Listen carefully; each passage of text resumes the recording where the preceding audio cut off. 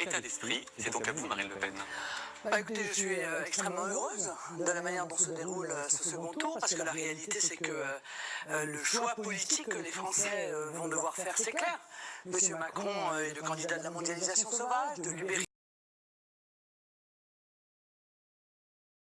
La première mondialisation a eu lieu sous l'Empire romain entre l'an 98 et 117. L'Empire règne sur les civilisations, des échanges ont lieu autour de la Méditerranée. Ces pays partageaient les mêmes produits, les mêmes lois et une monnaie commune. La Méditerranée devient alors un carrefour d'échanges et de marchandises.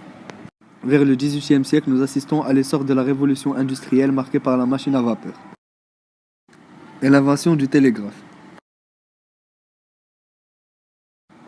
La mondialisation ne prend sa forme actuelle que plus tard, à savoir il y a un siècle et demi.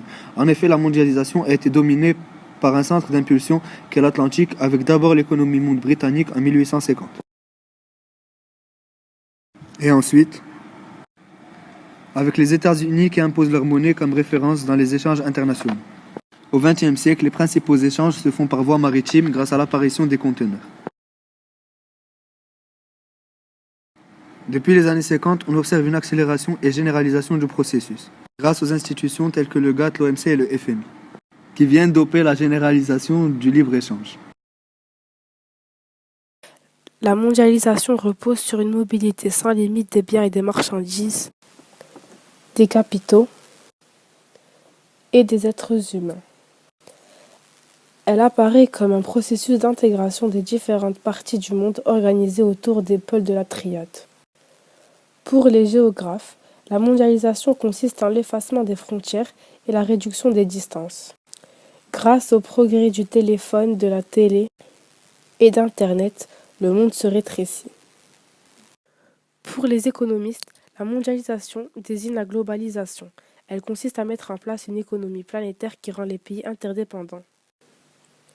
La croissance économique peut donc se diffuser plus rapidement. Pour les politiciens, la mondialisation introduit la notion de supranationalisation, où étaient créées la GATT, l'ONU et la Banque mondiale, pour créer une société des nations. Cependant, la question est de plus en plus débattue.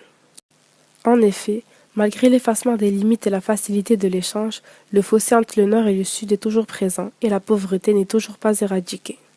Les partisans de la doctrine libérale pensent que ces inégalités vont se résoudre grâce au libre-échange. D'un autre côté, les altermondialistes pensent que la libéralisation des échanges creuse encore plus les inégalités. La mondialisation est aussi critiquée par les défenseurs de l'environnement.